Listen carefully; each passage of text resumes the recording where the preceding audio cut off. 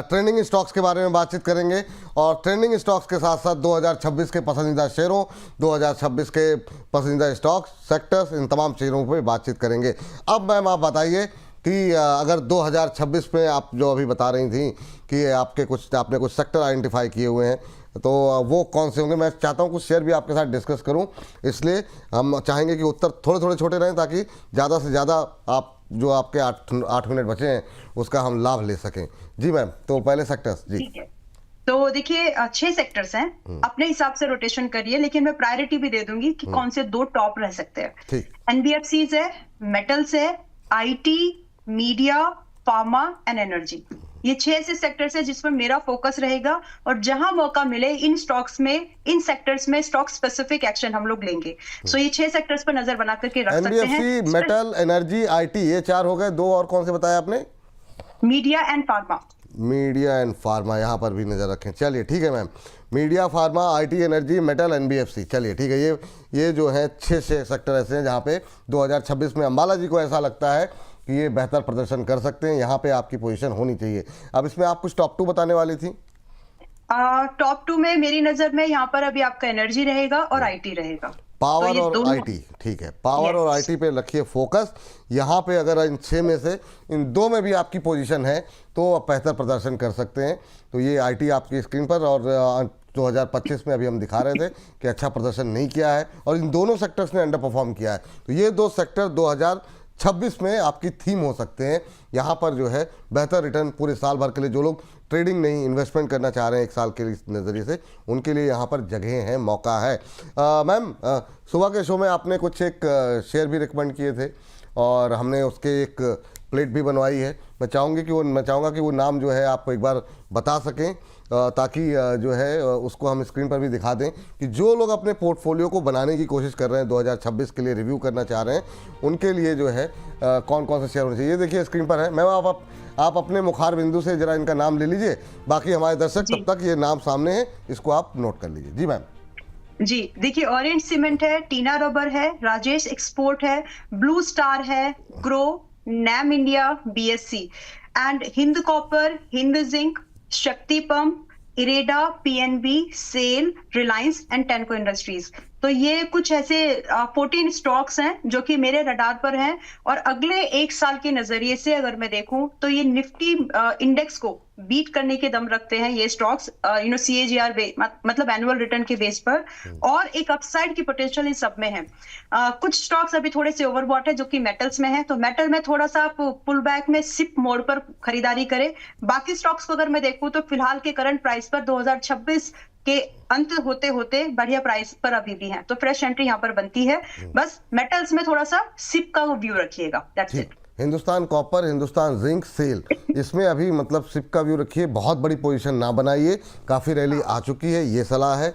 लेकिन इसके अलावा Orient cement, blue star, PNB, टेनको क्लीन एयर इंडिया, टीना रबड़ जैसे शेयर करंट लेवल पे भी खरीदे जा सकते हैं 1 साल के नज़रिए के साथ। कल मत पूछिएगा कि आज तो 2% नीचे आ गया, आधा % नीचे हो गया, लेकिन ये 1 साल। इरेडा पावर के अंदर काफ़ी चांसेस हैं और पिछले 2-3 दिन के अंदर अच्छा मोमेंटम भी रहा है। ग्रो में मैम को लग रहा है कि अच्छा ग्रो कर सकता है आपका पोर्टफोलियो।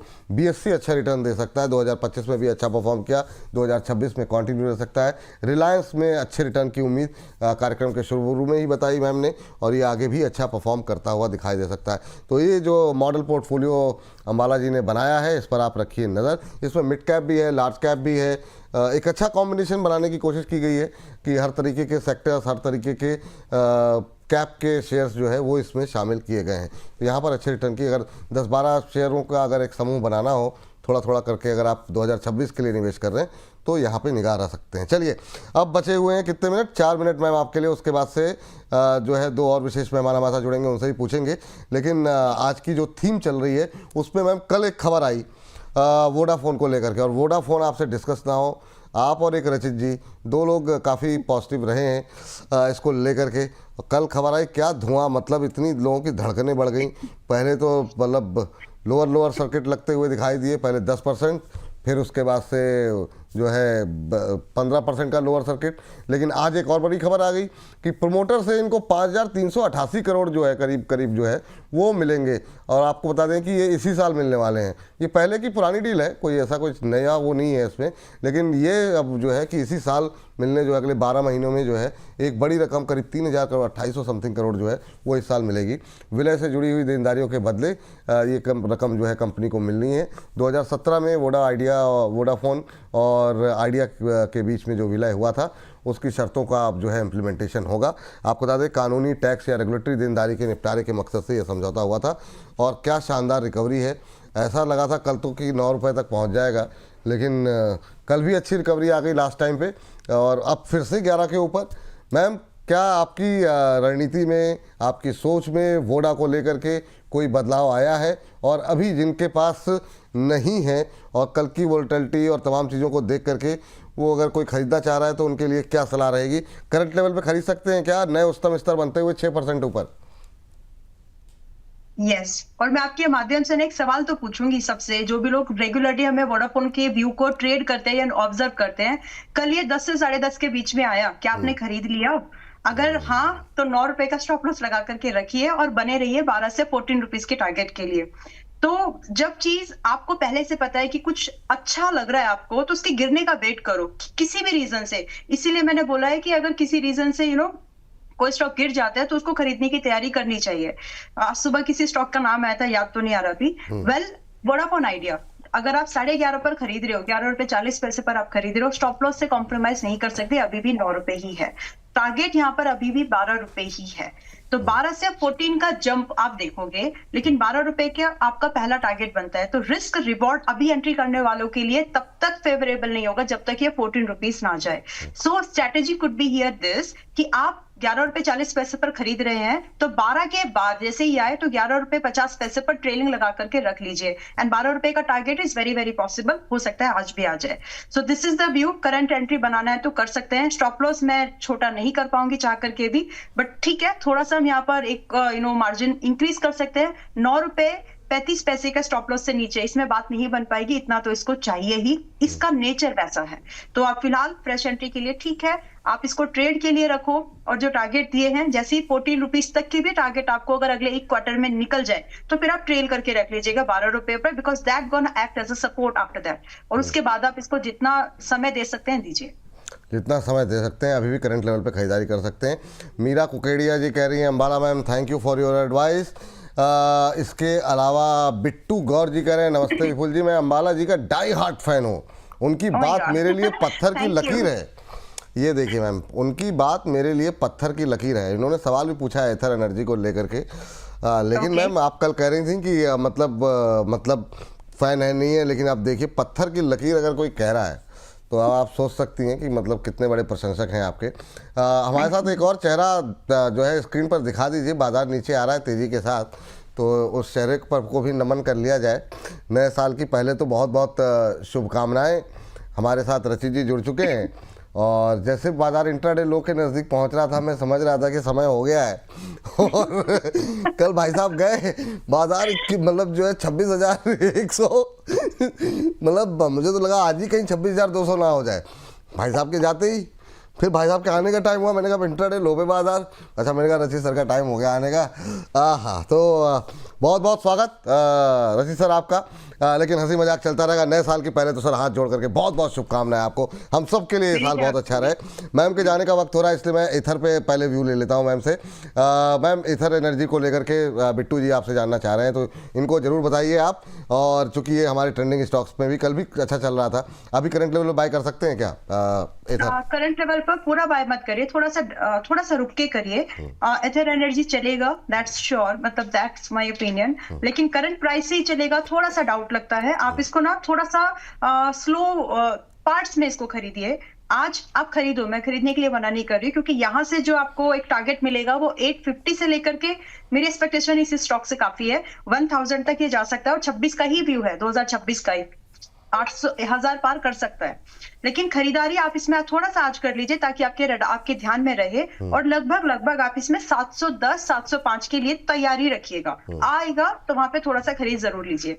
रही बात स्टॉप लॉस, तो आपका स्टॉप लॉस आप 640 से नीचे रखने की जरूरत नहीं है, क्योंकि इसके ट्रेंड का इसका ट्रेंड का ये सपोर्ट लाइन है, एंड इसको अगर ये मूवमेंट कंटिन्यू करना है, so this trend shouldn't break. That's the only thing, one should trend is a friend. तो वो चीज को समझते हुए आप इसमें पैसा लगा सकते हैं। हालांकि मैं बहुत कॉन्ट्रा ट्रेड्स भी देती हूँ, बहुत ज्यादा तो कॉन्ट्रा ट्रेड्स ही होते हैं कि जहां से लगे कि अभी बस छोड़ देते हैं लोग, वहां से हम रिवाइवल वाले ट्रेड्स को ढूंढते हैं। बट ये स्टॉक समथिंग ऐसा है जो एनर्जी को अभी भी ईवी सेक्टर में अभी काम कर सकता है। And thank you for your appreciation. अच्छा लगा कि आपने हमारे काम को अप्रिशिएट किया। नहीं मैम, उसके लिए आपको हम क्या अप्रिशिएट करेंगे, यहाँ पे आपको इसीलिए अवार्ड मिला है, ये तो दर्शक अब अप्रिशिएट कर रहे हैं, दर्शक आपके डायहार्ड फैन हो रहे हैं। और इस बीच हमारे एक संगीता पटेल जी हैं, कह रही है, मैं आपसे बता रहा हूँ कि कह रही है हैप्पी न्यू ईयर रचित सर।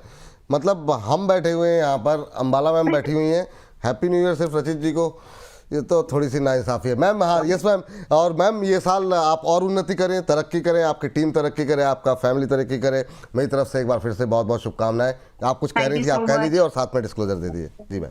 रचित जी, आपको भी, विपुल जी, फिर से आप सभी को नए साल की बहुत बहुत शुभकामनाएं। मेरी प्रेयर सिर्फ एक ही है कि जो हम सब डिजर्व करते हैं, हमारे व्यूअर्स, टीम, सब लोग, हम वो पाए, और ईश्वर के पास में कोई कमी नहीं है। सो दिल से खुशी से मांगिए, उसके पास सब कुछ है। And on this note, once again a happy new year to everybody. Thank you ma'am, आपको भी बहुत बहुत शुभकामनाएं।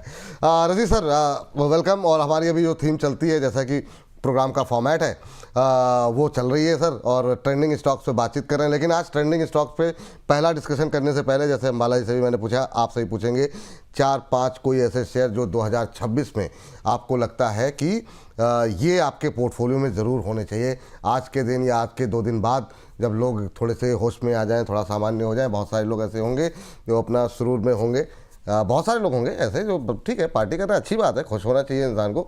तो मतलब वो अगर आज बनाना चाहें, 4 दिन बाद बनाना चाहें, साल भर के लिए कोई रिव्यू करना चाहे, वो 4-5 शेयर अगर आप नाम लेना चाहें तो लेते रहें, और साथ में हम अपने प्लेट में, ग्राफिक्स में हम दिखा देंगे बाद में। जी सर, सबसे पहले आपको नमस्कार, सभी दर्शकों को नमस्कार, और सबको, आपकी टीम को, हमारे बोनस फैमिली को, आपकी फैमिली को, सबको very very happy new year. और इसके साथ साथ सर एक और चीज मैं जोड़ देता हूँ, जो आपने 2025 में परेशानियां झेली थी, 2025 में आप छोड़कर आ गए, and I am pretty sure, चाहे सर आप हो, चाहे हमारे दर्शक हो, चाहे हमारा प्रोडक्शन हो, सबके लिए 2025 एक बहुत टफ साल गया था। फाइनली अब वो खत्म हो गया है। 2026 हमारा ही होने वाला है, और हमारे से सर क्लियर केस में आपको बताता हूं, मेजॉरिटी हमारे बोनस फैमिली के लिए होने वाला है, क्योंकि 2026 में आप देखेंगे जिस तरीके से अंडर परफॉर्मेंस मिड कैप और स्मॉल कैप में रहा, अब वो फाइनली खत्म होने वाला है। आपको मिड कैप और स्मॉल कैप में स्टार्टिंग फ्रॉम अप्रैल एक अच्छा मोमेंटम देखने को मिलेगा। अपने पोर्टफोलियोज को अच्छे से संभाल के संजो के रखिए, 2026 बहुत अच्छा रिटर्न देने वाला है।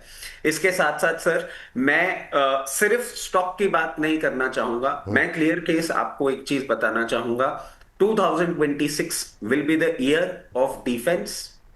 2026 will be the year of railways. 2026 will be again a year of PSU. ये 3 सेक्टर हैं जो 2026 में बहुत ही उम्दा परफॉर्मेंस करने वाले हैं। इन तीनों सेक्टर्स में अच्छा रिटर्न हमको मिलने वाला है, और 2026 आप देखेंगे जिस तरीके से अप्रैल से ये फाइनेंशियल ईयर जब नया आपका चालू होगा, कैपेक्स भी आएगा, सारी चीजें आपको इंप्रूव होती हुई दिखेंगी। तो ये 3 सेक्टर्स होंगे जिसपे हमारा बहुत स्ट्रॉन्ग फोकस रहेगा। स्टॉक की अगर हम बात करते हैं सर, एक ही स्टॉक मैं देना चाहूंगा। बहुत ज्यादा मल्टीपल स्टॉक में क्या होता है, दर्शक बहुत ज्यादा कंफ्यूज हो जाते हैं, और इस स्टॉक के लिए मैं आपको कहूंगा, इसको आप अभी खरीदना चाहें अभी खरीदें, इसको आप SIP मोड में पूरे साल भर भी खरीदेंगे, आपको बहुत अच्छा रिटर्न देने वाला है। स्टॉक का नाम है रिलायंस इंडस्ट्रीज। सर 1580 रुपए ये काउंटर अभी चल रहा है। इस साल के लिए अगर आप बोले तो इस साल में बहुत इजीली आपको ये 2,000 रुपए तक का टारगेट देने का दमखम रखता है। और अगर आप इसको लॉन्ग टर्म इन्वेस्टमेंट के लिए भी खरीदते हैं तो कोई बड़ी बात नहीं है, थोड़ा सा एग्रेसिव जरूर मैं साउंड करूंगा, बट आपको ये 3,500 से 4,000 रुपए का भी लेवल दिखाने का दमखम रखता है। इस साल मैं 2,000 का टारगेट आपको बहुत क्लियर केस और बहुत कंजर्वेटिव होते हुए इसलिए दे रहा हूं, जियो की सर लिस्टिंग होने वाली है, एक पैरेलल वर्टिकल खड़ा होगा। अभी रिलायंस इंडस्ट्रीज आप देखें करीबन 21 लाख करोड़ की मार्केट कैपिटलाइजेशन है, भारती के साथ अगर आप कंपेयर करते हैं तो ये एक ही बिजनेस इतना बड़ा वर्टिकल आपको खड़ा करके देगा। वो सारी चीजें जब अनलॉकिंग होंगी, रिलायंस इंडस्ट्रीज आपके लिए इस साल का होगा पिक, जिस पे आपको रखना होगा फोकस। 2000 प्लस के टारगेट दिए ना सर आपने? बिल्कुल सर, इस साल आपको बहुत कंफर्टेबली 2000 प्लस के टारगेट्स देखने को मिलेंगे। चलिए ठीक है।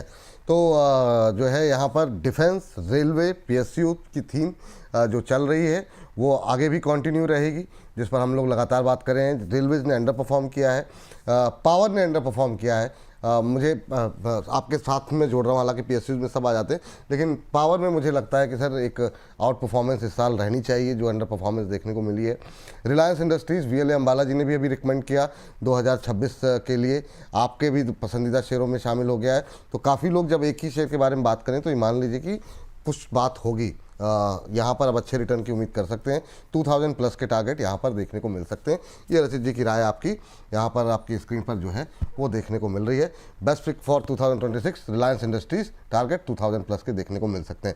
अमित सर हमारे साथ जुड़ गए। अमित जी बहुत बहुत स्वागत है आपका। नए साल की ढेर सारी शुभकामनाएं आपको, आपकी पूरी टीम को, परिवार को, फैमिली को, सभी को बहुत बहुत शुभकामनाएं। आपकी क्या एक्सपेक्टेशन सन 2026 में?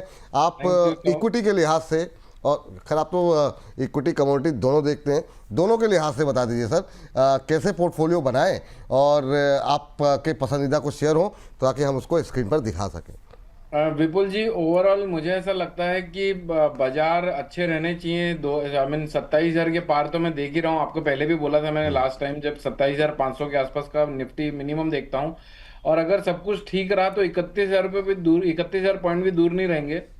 ओवरऑल करेक्शन और डिप्स आ सकते हैं, उनको बाइंग अपॉर्चुनिटी की तरह ही इस्तेमाल करना है।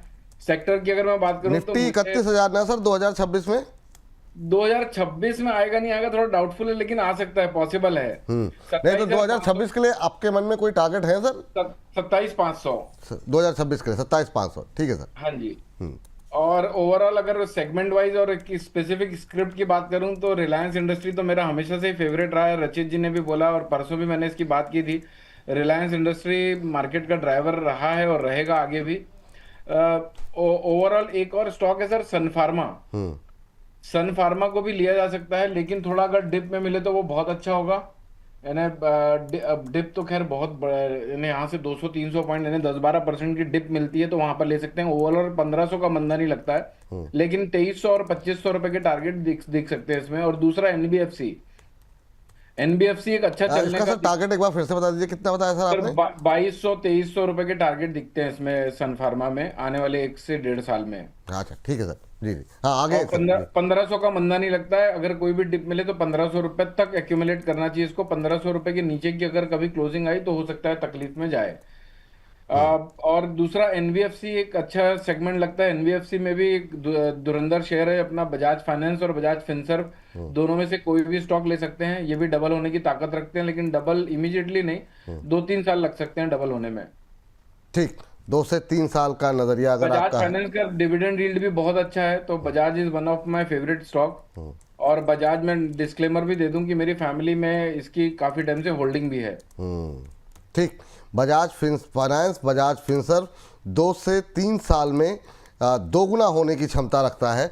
तो एक तो ये यहाँ पर कॉल निकल के आई है। दूसरा सन फार्मा में चाहें तो एक बार अमित जी की राय दिखा भी देंगे हम लोग अभी थोड़ी देर में। 2026 में 27,500 तक के टारगेट, एक बात इन्होंने ये कही है। दूसरा सन फार्मा 2026 में 2200 से 2300 जा सकता है, ये अमित जी की राय निकल के आई है। तो एक एक करके हम सबकी राय भी अभी दिखा देंगे, ताकि अगर आप अपना पोर्टफोलियो बना रहे हैं तो अपने सुविधा अनुसार अपने पसंदीदा एक्सपर्ट की राय को मानते हुए आप जो है अपना पोर्टफोलियो का निर्माण कर सकते हैं। लेकिन एक चीज़ कॉमन दिखाई है, वो है रिलायंस इंडस्ट्रीज।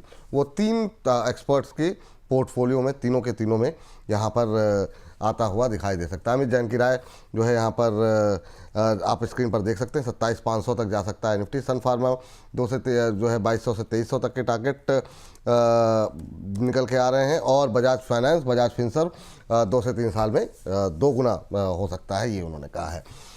चलिए एक बार अभी थोड़ी देर में तीनों लोगों की राय दिखा देंगे, सबकी राय जो है, ताकि आप लोग अपना पोर्टफोलियो बनाते रहें। आप जरा फटाफट जो है उन स्टॉक्स पे नज़र डाल लेते हैं जो कि आज हम बातचीत कर रहे हैं। सर मैं रचित सर से बात पहले शुरू करना चाहूँगा, क्योंकि अभी अंबाला मैम और रचित जी 2 लोग पॉजिटिव थे वोडा को लेकर के।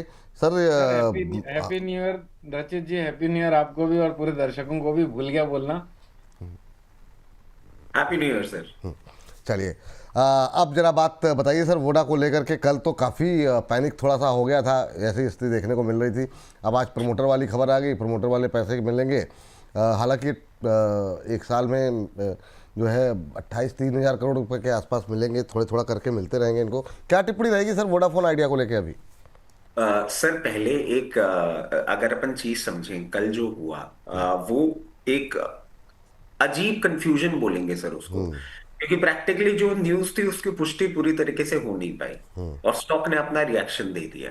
और सर क्लियर केस दिख रहा था, मतलब मेरे पास कोई न्यूज उस तरीके की नहीं थी, बट 12 रुपए में कंटिन्यूसली मैं ये बोल रहा था कि यहां से थोड़ी सी वीकनेस लगती है। वापस आप देखें 10 रुपए 20 पैसे 40 पैसे 60 पैसे ये रेंज थी, यहाँ पे आप पोजीशन बना सकते हैं। अगर आपने पोजीशन बना ली है वहां पे तो अब आप आराम से इसको लेके बैठे। और मुझे लग रहा है अभी इसको थोड़ा टाइम लग सकता है, क्योंकि सर एक और न्यूज आई है कि ये जो पूरा AGR का मामला है ये DOT के पास चला गया है। DOT इसको एनालाइज करेगा और उसके बाद गवर्नमेंट के पास अपना डिसीजन लेके जाएगा।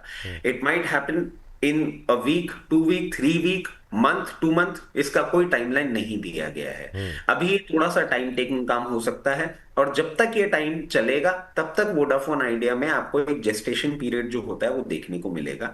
लोअर लेवल पे वापस से मैं बोलूंगा आप अपने पोजीशन बना के रखें। जो कल वाली न्यूज थी वो क्लियरली खंडित हो चुकी है, और अभी भी मेरे को लगता है कि 12 रुपए के लेवल पे इस पर रेजिस्टेंस मिलना ही चाहिए। तो अकॉर्डिंगली पोजीशन बनाइएगा, डोंट जंप द गन, कोई जल्दबाजी नहीं है यहाँ पे। अभी थोड़ा सा अपना टाइम वाइज करेक्शन अगर करता हुआ दिखता है तो विचलित ना हो, पोजीशन बनाए रखें। चलिए ठीक है, अब थोड़ा तेज चलेंगे क्योंकि हमने पोर्टफोलियो पे थोड़ा सा ज़्यादा फोकस किया है। तो आप लोग कहेंगे शेयरों पे आपने अलग अलग आज के ट्रेंडिंग स्टॉक्स में बात ही नहीं की, तो वो जरा लेकर के आते हैं। अगला काउंटर जिस पे दोनों की राय जानना चाहेंगे वो है अदानी पावर। अदानी पावर में मोमेंटम काफ़ी शानदार, मुझे लगता है अदानी समूह में कुछ पकड़ा है, एकदम से आज रैली रही है। पहले अमित सर आप बताइए, 150 का लेवल जो है क्रॉस किया है काफ़ी टाइम बाद। अभी तो मतलब पावर की हम लोगों ने बात भी ठीक से शुरू नहीं की, रैली आनी शुरू हो गई है। 153 153 का हाई लगाने के बाद थोड़ा सा 150 के आसपास चल रहा है। अमित सर क्या टिप्पणी रहेगी आपकी अदानी को लेकर के? सर 142 रुपए के नीचे जब तक नहीं जा रहा है तब तक कोई तकलीफ वाली बात नहीं। 162 ऑन द वे है, एक्यूमुलेट करना चाहिए इसको। 146 147 के आसपास 140 का स्टॉप लॉस होगा, 162 के टारगेट होंगे। 162 के जी अभी खरीद सकते हैं सर? नहीं, 146 और 147 के आसपास ले सकते हैं, 2-3-4 रुपए नीचे, ठीक है। रशीद सर इस पे मैं आपकी भी राय जानना चाहूँगा, क्योंकि एकदम से रैली आई है तो काफ़ी क्वेरीज हमारे पास हैं। आपकी टिप्पणी क्या रहेगी इस पर? सर देखिए, मैं अमित सर के साथ ही जाऊंगा, बाइंग लोअर लेवल पे होगी, बट यहाँ पे थोड़ा सा मेरा और अमित सर का व्यू बदल रहा है। मेरे को ऐसा लग रहा है 156 तक पहुंचते पहुंचते या स्टॉक थोड़ा सा आपको थकता हुआ दिख सकता है, और अगर वहां पे थकता है तो वापस नीचे रिट्रेसमेंट करेगा, उसके बाद आप इसको खरीदिएगा। 156 के ऊपर अगर कोई ऐसी न्यूज आ जाती है जिसके बाद ये सस्टेन करता है 1 से 2 दिन, उसके बाद 174 तक के लेवल दिखा सकता है, बट 156 पे थोड़ा थक सकता है। 156 में थोड़ा थक सकता है, ये रचित जी का मानना है। चलिए इस बीच जो हमारा पोल चल रहा है उसमें अभी भी काफ़ी ज़बरदस्त द्वंद्व मचा हुआ है। तो जो हमारे चैट बॉक्स में सर पोल चल रहा है 2026 में कहाँ मिलेगा शानदार रिटर्न, उसमें जो है अभी हमने 4 सेक्टर दिए हैं, IT, पावर, रेलवे और डिफेंस, जिसमें अभी तक लीड कर रहा है पावर स्टॉक्स, 37% लोगों ने वोट किए हैं। IT नंबर 2 पे है जिसमें कि 27% लोगों ने वोट किया है। तीसरे नंबर पर है डिफेंस स्टॉक जिस पर कि 22% लोगों ने वोट किया है। अभी भी आखिरी नंबर पर है रेलवे स्टॉक्स, जहां पर सिर्फ 14% लोग भरोसा कर रहे हैं। इस पर भी आप लोगों की राय जानेंगे, बाकी लोग भी वोट करते रहें। देखते हैं आखिर में कौन जीतता है इन चारों सेक्टर में, क्योंकि इन चारों सेक्टर को लेकर के काफ़ी लोग अब बुलिश थोड़े थोड़े हो रहे हैं, क्योंकि आईटी ने अंडर परफॉर्मेंस दिखाई है, पावर से उम्मीदें हैं। तो अभी पूछेंगे अपने एक्सपर्ट से भी इन चारों में उनका दांव जो है कहाँ पर होगा। लेकिन इन सब के बीच में एक शेयर लेकर के आते हैं और अदानी का ही जो है शेयर, अदानी टोटल गैस। आज मतलब वही मैं देख रहा था कि अदानी में कुछ तो कोई खबर आई है क्या, मतलब वो मुझे अभी तक पता नहीं चल पाई। बताइए सर जरा, अमित सर आप या रचित सर, कोई भी, अमित सर आप ही बता दीजिए या रचित सर आप ही बता दीजिए, कोई बता दे। सर ये थका हुआ स्टॉक है, मुझे हाँ। नहीं लगता कि ये करीब ये साल भी परफॉर्म करेगा। ओवरऑल अगर ऊपर गया भी तो मैक्सिमम इसमें पोटेंशियल लगते हैं 800 रुपए के, लेकिन 800 रुपए भी जाना थोड़ा डिफिकल्ट लगता है। और नीचे साइड में 500 रुपए के आसपास तगड़े सपोर्ट है, 500 और 700 के बीच में ही घूमता नजर आएगा सर। इन्हें हायर लेवल पे जाए तो प्रॉफिट ले लो, ट्रेडिंग वाला स्टॉक है। 550, 500, 525 के आसपास आए तो बाय करो। ठीक है सर। सर चूंकि जब भी वोडाफोन की होती थी तो हम लोग बीच में इंडस टावर जरूर लाते थे। आज जो है इंडस टावर में काफ़ी अच्छी मजबूती है। रचित सर जरा देखिए जरा, क्या कुछ संभावनाएं हैं यहाँ पर। 5% के आसपास का मोमेंटम एक समय देखने को मिल रहा था, अभी भी अगर हम देखें तो 4.5% और तेज़ी से ऊपर जा रहा है, नए इंट्राडे हाइज बनते हुए। क्या यहाँ पर कोई BTST कॉल या कोई छोटी टाइम के लिए कोई संभावनाएं हैं? और वैसे मीडियम नए 52 वीक हाइज बनते हुए दिखाई दे रहे हैं सर यार। सर हिस्टोरिकली स्टॉक को देखेंगे ना तो ये कुछ ऐसे स्टॉक्स में से है जो एकदम से भड़बड़ा के उठता है, एक दो दिन मूव करता है, फिर एक फेज ऑफ कंसोलिडेशन में चला जाता है। तो फंडामेंटली कंपनी बहुत अच्छी है और अभी हमने देखा है जिस तरीके से का ट्रांजिशन भी हुआ आइडिया से भारती के पास स्टेक पहुंचता हुआ, कंपनी अच्छी है मगर बहुत ज्यादा एग्रेसिव। और सर एक चीज मैं वापस से रिआइटरेट कर दूंगा, नॉट टू फॉरगेट, आज और कल मिला के वो 15 दिन का जो हमारा टाइम पीरियड था वो खत्म होने वाला है। बहुत एग्रेसिव पोजीशन, बहुत एग्रेसिव स्टांस नहीं रखने हैं। इंडस टावर के लिए भी मैं एक ही चीज कहूंगा, अभी अगर आप इस अप ट्रेंड को प्ले करना चाह रहे हैं, प्ले करें, बिल्कुल करें। आपको 448 452 तक के लेवल ये दिखाने का दमखम रखता है, मगर एक स्टॉप लॉस रखना है बहुत जरूरी। 428 के क्लोजिंग बेसिस स्टॉप लॉस के साथ अगर आप पोजीशन बनाना चाहें तो बना सकते हैं। जो मीडियम टर्म के लिए इसमें फ्रेश एंट्री ढूंढ रहे हो उनको मैं कहूंगा थोड़ा सा आप वेट कर सकते हैं। कभी भी आपको ये 408 से 414 रुपए के लेवल पे दिखे, वहां पे फ्रेश एंट्री ज्यादा एडवाइजेबल होगी। ये बात यहाँ पर निकल के आई है। और